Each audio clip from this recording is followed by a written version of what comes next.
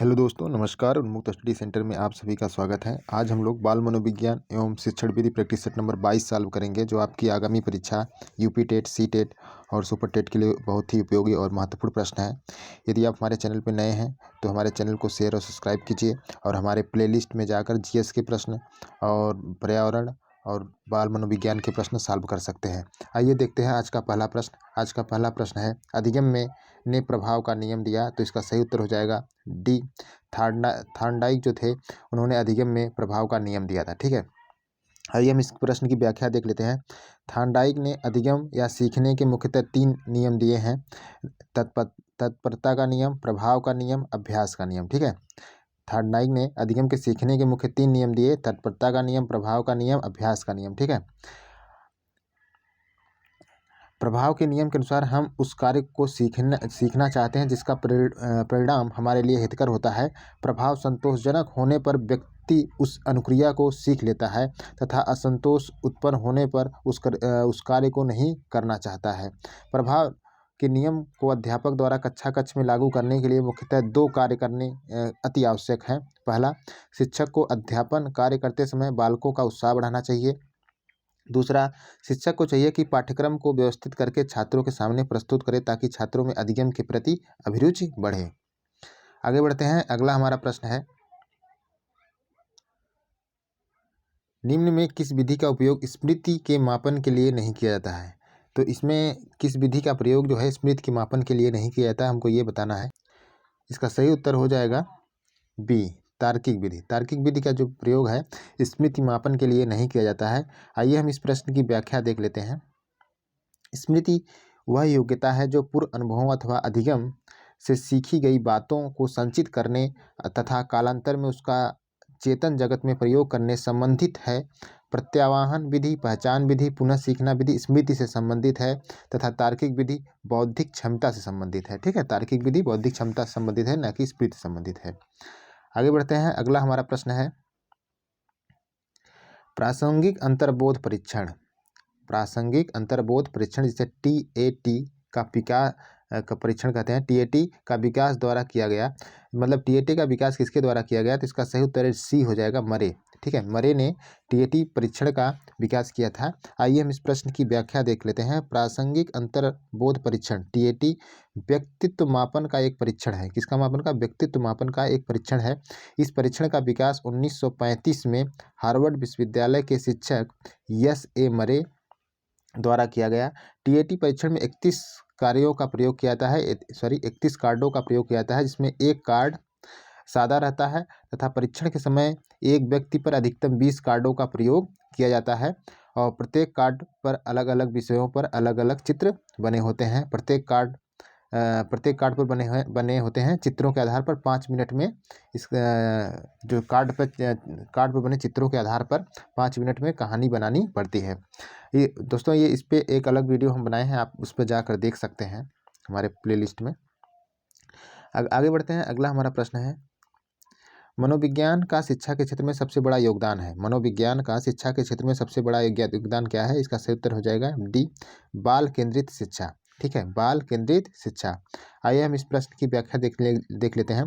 मनोविज्ञान का शिक्षा के क्षेत्र में सबसे बड़ा योगदान है बाल केंद्रित शिक्षा। ठीक है, बाल केंद्रित शिक्षा के विकास में मनोविज्ञान के द्वारा शिक्षा के क्षेत्र में एक क्रांतिकारी परिवर्तन आया, जिसके परिणामस्वरूप बालक के व्यवहार को नियंत्रित करके सकारात्मक दिशा प्रदान की जाती है तथा शिक्षण पाठ्यक्रम या शिक्षण कौशल छात्र के अनुकूल ही तैयार किए जाते हैं ताकि छात्र सहजतापूर्वक अधिगम कर सके। आगे बढ़ते हैं। अगला हमारा प्रश्न है, निम्नलिखित में कौन सा वृद्धि और विकास के सिद्धांतों से संबंधित नहीं है?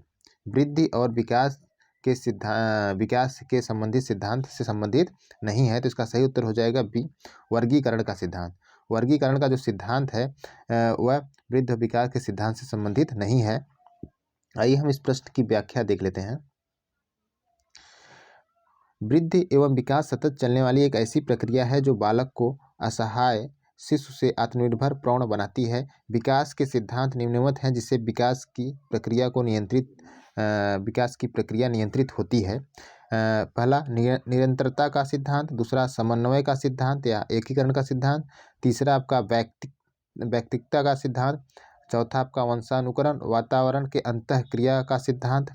चौथा आपका विकास क्रम का सिद्धांत। वर्गीकरण का सिद्धांत विकास का सिद्धांत नहीं होता है, याद रखिएगा। आगे बढ़ते हैं, अगला प्रश्न है, कक्षा शिक्षण में पाठ प्रस्तावना सोपान सीखने के लिए किस नियम पर आधारित है? तो इसका सही उत्तर हो जाएगा तत्परता का नियम। ठीक है, कक्षा शिक्षण में पाठ प्रस्तावना सोपान सीखने के किस नियम पर आधारित है? तो यह तत्परता का नियम। ठीक है, आइए हम इस प्रश्न की व्याख्या देख लेते हैं। तत्परता में कार्य करने की शक्ति निहित होती है तथा साथ में तत्परता से सक्रियता भी बढ़ जाती है। तत्परता के नियम को तैयारी का नियम भी कहते हैं। इस नियम के तहत निम्न कार्य करने चाहिए। आइए हम देखते हैं कौन सा कार्य करना चाहिए। शिक्षक को बालकों की अभिरुचि एवं अभिक्षमता का मापन कर लेना चाहिए और जिससे उनकी तत्परता का ज्ञान हो सके। ठीक है, ज्ञात से अज्ञात की ओर। दूसरा, बालकों को तत्परता के अनुरूप शिक्षण व्यवस्था होनी चाहिए।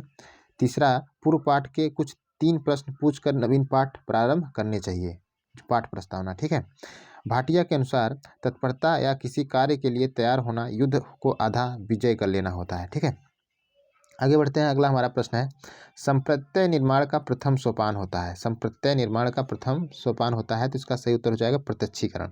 प्रत्यक्षीकरण जो होता है संप्रत्यय निर्माण का प्रथम सोपान होता है। आइए इस प्रश्न का व्याख्या देख लेते हैं। संप्रत्यय निर्माण के सोपान निम्न है: प्रत्यक्षीकरण, विभेदीकरण, पृथक्करण, सामान्यीकरण। ठीक है, अतः संप्रत्यय निर्माण का प्रथम सोपान क्या होगा? प्रत्यक्षीकरण। पहला प्रत्यक्षीकरण, दूसरा विभेदीकरण, तीसरा पृथक्करण, चौथा आपका सामान्यीकरण। आगे बढ़ते हैं। अगला हमारा प्रश्न है, प्रेक्षणात्मक अधिगम संप्रत्यय द्वारा दिया गया था। तो इसका सही उत्तर हो जाएगा बैंडुरा के द्वारा। प्रेक्षणात्मक अधिगम संप्रत्यय किसके द्वारा दिया गया था? बैंडुरा के द्वारा। आइए हम इस प्रश्न की व्याख्या देख लेते हैं। प्रेक्षणात्मक अधिगम संप्रत्यय अल्बर्ट बंडूरा के द्वारा दिया गया। प्रेक्षणात्मक अधिगम संप्रत्यय का निर्माण दूसरे के व्यवहारों का प्रेक्षण करने से होता है। इसे पहले अनुकरण कहा जाता था। बंडूरा ने कई प्रायोगिक अध्ययनों में प्रेक्षणात्मक अधिगम की विस्तृत खोजबीन की। इस प्रकार के अधिगम में व्यक्ति सामाजिक व्यवहारों को सीखता है, इसलिए इसे कभी कभी सामाजिक अधिगम भी कहा जाता है। हमारे सामने ऐसी अनेक सामाजिक स्थितियां आती हैं जिनमें यह ज्ञात नहीं रहता कि हमें कैसा व्यवहार करना चाहिए। ऐसी परिस्थिति में हम दूसरे व्यक्तियों के व्यवहारों का परीक्षण करते हैं, उनकी तरह व्यवहार करते हैं। आगे बढ़ते हैं। अगला हमारा प्रश्न है, उदाहरण, निरीक्षण, विश्लेषण, वर्गीकरण, नियमीकरण निम्नलिखित में किस विधि के सोपान है? तो इसका सही उत्तर हो जाएगा बी, आगमन विधि के। उदाहरण, निरीक्षण, विश्लेषण, वर्गीकरण, नियमीकरण और निम्नलिखित में किस विधि के सोपान है? आगमन विधि। इस प्रश्न का व्याख्या देख लेते हैं। उदाहरण, निरीक्षण, विश्लेषण, वर्गीकरण, नियमीकरण का सोपान आगमन विधि के अंतर्गत आता है। शिक्षण की आगमन विधि में शिक्षक अनेक विशिष्ट उदाहरणों के आधार पर सामान्यीकरण करने का प्रयास करता है। आगे बढ़ते हैं। अगला प्रश्न है, अवधान के आंतरिक या व्यक्तिनिष्ठ निर्धारक हैं। अवधान के आंतरिक अथवा व्यक्तिनिष्ठ निर्धारक हैं, तो इसका सही उत्तर हो जाएगा ए, रुचि, लक्ष्य, अभिवृत्ति। रुचि, लक्ष्य, अभिवृत्ति जो है अवधान के आंतरिक या व्यक्तिनिष्ठ निर्धारक हैं। आइए इस प्रश्न की व्याख्या देख लेते हैं। अवधान के आंतरिक निर्धारक निम्न है: अभिरुचि, लक्ष्य, अभिवृत्ति, आदत, जिज्ञासा, आवश्यकता, प्रशिक्षण आदि। आगे बढ़ते हैं। अगला हमारा प्रश्न है, बाल मनोविज्ञान का क्षेत्र है। तो इसका सही उत्तर हो जाएगा डी, गर्भावस्था से किशोरावस्था की विशेषताओं का अध्ययन जो है बाल मनोविज्ञान का क्षेत्र है। आइए इस प्रश्न की व्याख्या देख लेते हैं। बाल मनोविज्ञान के अंतर्गत गर्भावस्था से किशोरावस्था तक की विशेषताओं का अध्ययन किया जाता है। मनोविज्ञान में मानव व्यवहार का अध्ययन किया जाता है। उसी प्रकार बाल मनोविज्ञान के अंतर्गत बालक के व्यवहार में परिवर्तन को विश्लेषित करते हुए उसका अध्ययन किया जाता है। अलग अलग अवस्थाओं में बालक के विकास को सकारात्मक दिशा देने का प्रयास किया जाता है। आगे बढ़ते हैं। अगला हमारा प्रश्न है, वह अवस्था जो कि माता के 21वें गुणसूत्र जोड़े के अलग न हो पाने के कारण होता है कहलाता है। तो इसका सही उत्तर हो जाएगा ए, डाउन सिंड्रोम। ठीक है, 21वें गुणसूत्र अलग न होने के कारण कहलाता है, ये डाउन सिंड्रोम कहलाता है ये। आइए इस प्रश्न की व्याख्या देख लेते हैं। डाउन सिंड्रोम एक आनुवंशिक या क्रोमोसोम जनित विकार है और ये एक जीवन पर्यंत स्थिति है जो शरीर में क्रोमोसोम का एक अतिरिक्त जोड़ा बन जाने से होता है। सामान्य से शिशु 46 क्रोमोसोम्स के साथ पैदा होता है। 23वें क्रोमोसोम का एक सेट पिता से और 23वें क्रोमोसोम का एक सेट माता से ग्रहण करते हैं। डाउन सिंड्रोम से पीड़ित शिशु में एक अतिरिक्त 21वीं क्रोमोसोम आ जाता है, जिससे उनके शरीर में क्रोमोसोम की संख्या बढ़कर 47 हो जाती है। ये आनुवंशिक परिवर्तन शारीरिक विकास और मस्तिष्क विकास में गति को धीमा कर देते हैं और शिशु को मध्यम औसत बौद्धिक विकलांगता का कारण बनती है। आगे बढ़ते हैं। अगला हमारा प्रश्न है, कोहलबर्ग के अनुसार किस अवस्था में नैतिकता बाह्य कारकों द्वारा निर्धारित होता है? तो इसका सही उत्तर हो जाएगा ए, पूर्व पारंपरिक अवस्था। पूर्व पारंपरिक अवस्था में क्या मतलब कोहलबर्ग कहते हैं कि पूर्व पारंपरिक अवस्था में नैतिकता बाह्य कारकों द्वारा निर्धारित होता है। आइए इस प्रश्न की व्याख्या देख लेते हैं। लॉरेंस कोहलबर्ग के नैतिक विकास के सिद्धांत में 3 प्रमुख अवस्थाएं होती हैं। पूर्व परंपरागत स्तर, प्राक रूढ़िगत स्तर इसे भी कहते हैं। परंपरागत स्तर, इसे रूढ़िगत नैतिक स्तर भी कहते हैं। तीसरा है आपका उत्तर रूढ़िगत स्तर। ठीक है। पूर्व परंपरागत अवस्था में बालक में नैतिकता जो है बाह्य कारकों द्वारा निर्धारित होता है। आगे बढ़ते हैं। अगला हमारा प्रश्न है, निम्नलिखित में कौन सा एक सही क्रम है? तो इसमें पूछा है कौन सा एक सही क्रम है, तो इसका सही उत्तर हो जाएगा डी, अंडाणु फिर शुक्राणु। ठीक है, फिर अंडाणु शुक्राणु फिर युग्मनज बनता है तो ब्लास्टोसिस्ट बनता है। ठीक है, ये क्रम होगा। तो इसका सही इस प्रश्न का व्याख्या हो जाएगा अंडाणु शुक्राणु युग्मनज ब्लास्टोसिस्ट। ठीक है, यह प्रक्रिया निषेचन संबंधित है, जिसमें सर्वप्रथम गर्भाधान क्रिया के द्वारा सर्वप्रथम अंडाणु और शुक्राणु आपस में मिलते हैं। मिलने से युग्मनज का निर्माण होता है। तत्पश्चात ब्लास्टोसिस्ट क्रिया के द्वारा शिशु का निर्माण होता है।